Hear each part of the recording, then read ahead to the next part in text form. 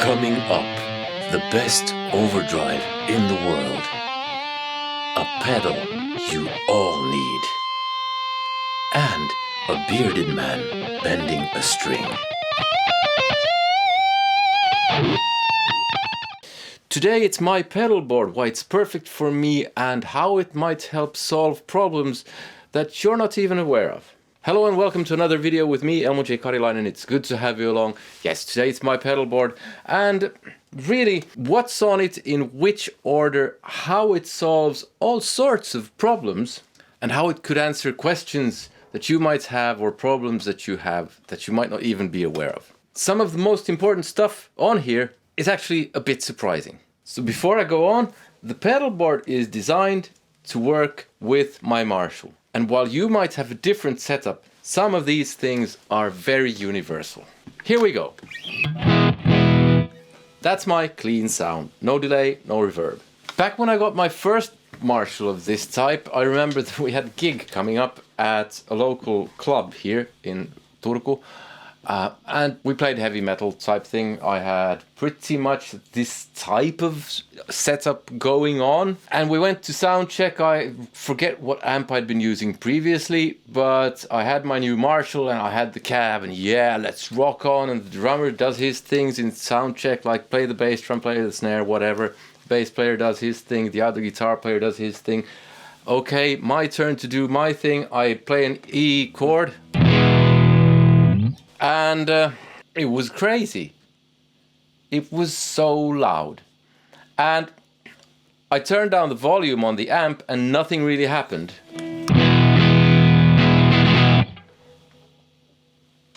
That's halfway.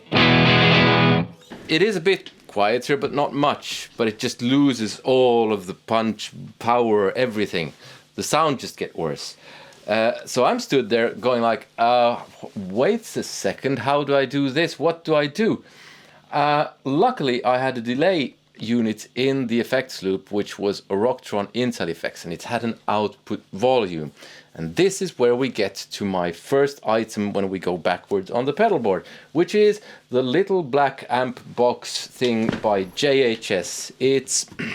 It's a passive volume pot in the loop which brings down the volume. So here is, I have the dB meter on in the back.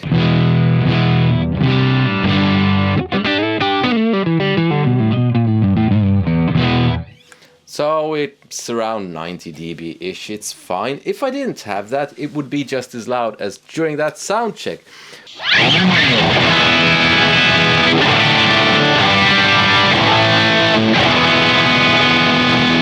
I almost panicked, but I tried the output volume on the Intel effects and brought down the volume without destroying the sound.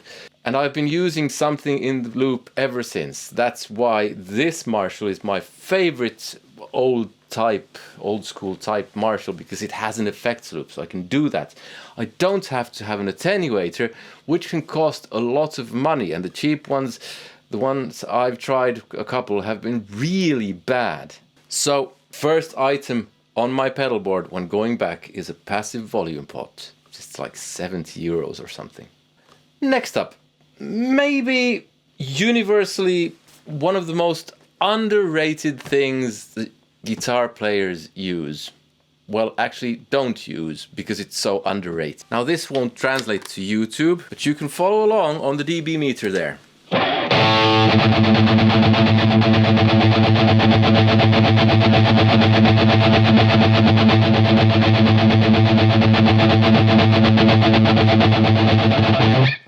Yes, it's a volume pedal. Why is the volume pedal so important? I basically never leave home without one.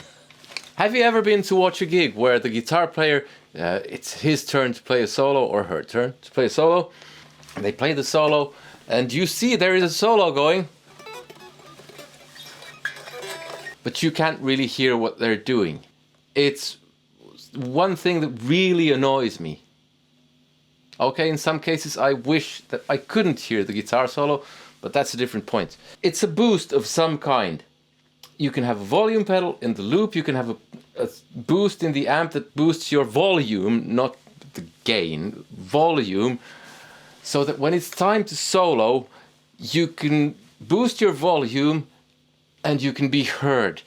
Because when you have a front of house guy who's not familiar with your material, won't know when your solo is, they won't be able to lift your solo, and they might, if they're on top of their game, notice, oh, a solo going, and lift it, but maybe miss a few bars from the beginning.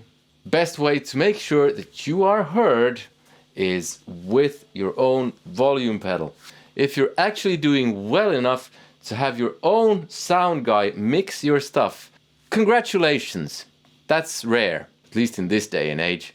And even then, I would still have a volume pedal, because I don't want to overly rely on anyone else. If you have a guitar tech who can sit there and do that stuff for you, well, definitely congratulations.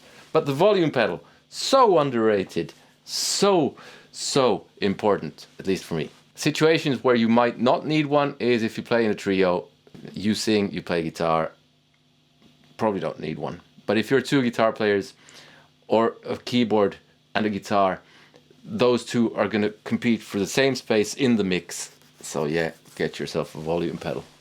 Okay, next up we have, still going backwards.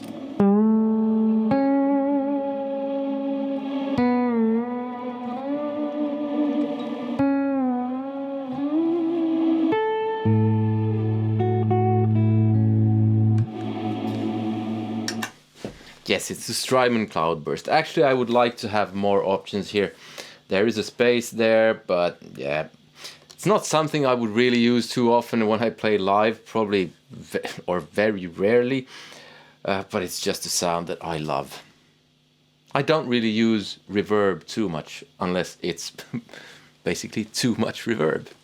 If I did something ambient in the studio, I would record it dry and then add the reverb in post. Then we have the delay. This is something I usually just leave on.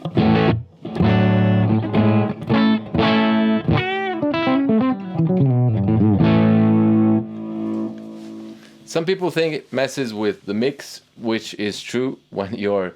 well, it is true, basically. But in a live situation, it's messy enough as it is. I like the sound of it. I can't be bothered to turn it on and off all the time. So I just leave it on because I think the show is more important. So then we have the beginning, where let's go to the beginning and we'll come to the heart of all of this towards the end of the video. There is a tuner, which, well, it's the Polytune. This guitar isn't in tune, seems. The thing with the Polytune is, I saw Guthrie Govan use one of these and talk about these, and I thought it was a brilliant idea that when you play sometimes live, you notice something is off, but you don't know what, and you can turn on the Polytune and just do this, and it will say what is sharp and what is flat.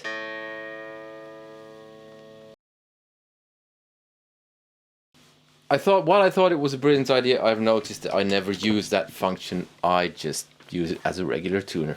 From the Polytune, we go into one of my favorite pedals.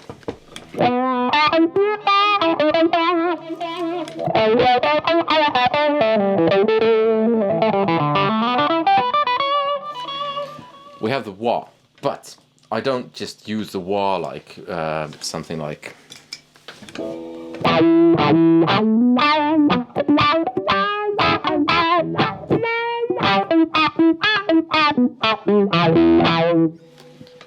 Instead, I stand upon it, especially when I have more gain, and do this kind of thing.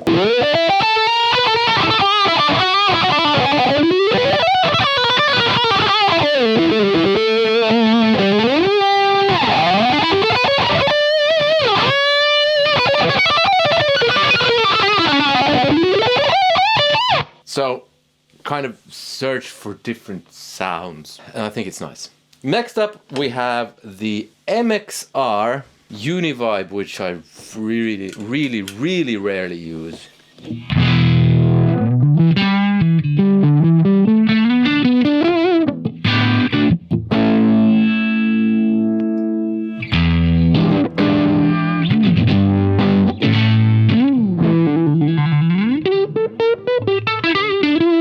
Then we have the MXR Octavio, which I never use on its own, but this is the way it sounds on its own.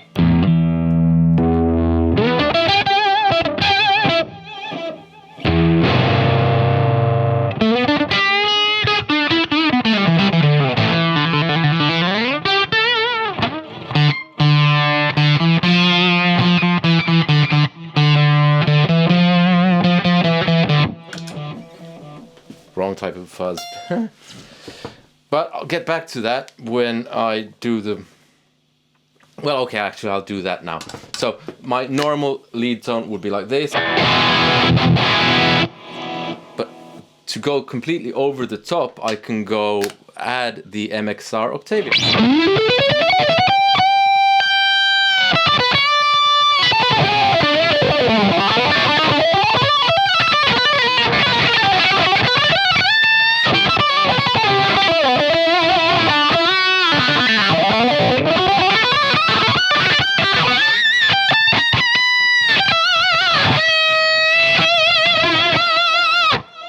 So combined with the wah, for instance, you get a bigger, wider range of tonal options, and the Octavio sounds absolutely bonkers. So when I need something that's totally over the top, that's basically it. Next up, I have the ODR1 by Nobles. So again, this is my clean tone.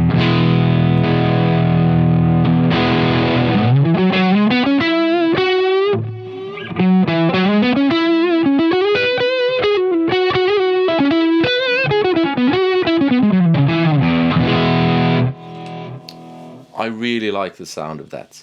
And then we come to the heart of the whole thing, which is the Strymon Riverside. And this used to be a Fender Yngwie Malmsteen overdrive pedal. Before that, it was the DOD 308, which was also an Yngwie Malmsteen overdrive. You can see those over there on top of the Marshall. First off, I have just on-off on the Strymon. I have it set to this.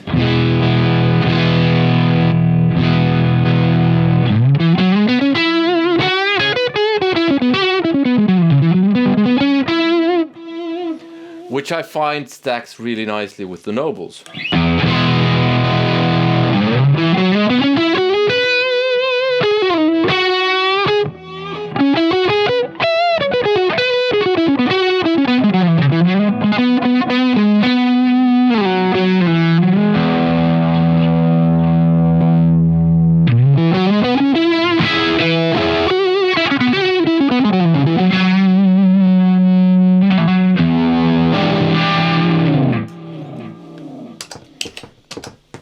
And then the heart of it all really is the favorite sound on the Strymon.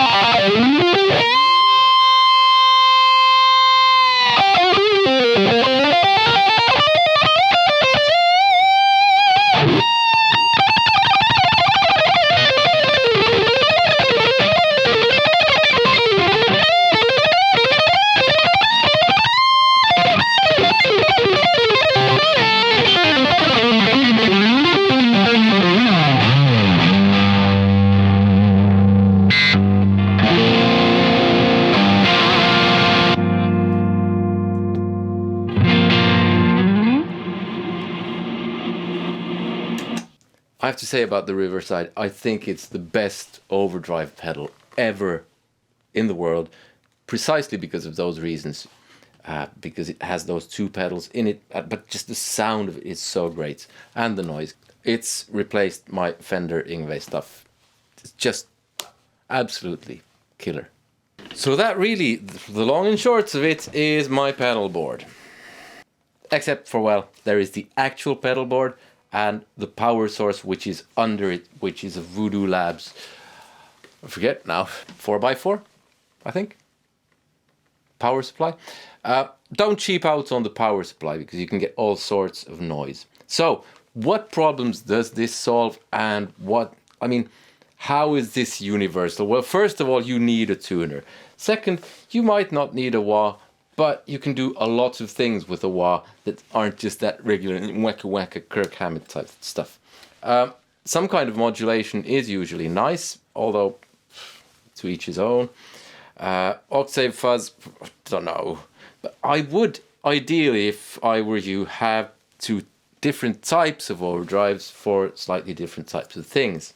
The good thing about the Strymon Riverside is it solves one thing that you would have if you were using just a high gain overdrive like the Fender Yngwie Malmsteen overdrive. You would need a noise gate. The Strymon has that built in. Brilliant. Saves some space on the board. And some people might think the Riverside is expensive, and it kind of is, but you kind of get two different overdrives and a noise gate, so in the end it's not really that expensive. Then I think you do need some kind of reverb or delay. Now the way I've solved this is not maybe your typical way. Delay is like, yeah, as long as there is something there, but the cloudburst is a bit overkill. And the volume pedal, it's just essential. And for me, the volume pot. All of these can be found in the gear that I use. There's an affiliate link below. If you want to buy some of these, you can do that way at no extra cost to you while still supporting the channel. So like I said, that's an affiliate link. But the stuff I would never leave home without: wah, overdrive, volume pedal, volume pot. Tuner, probably take that as well, because the mute function on it is just great.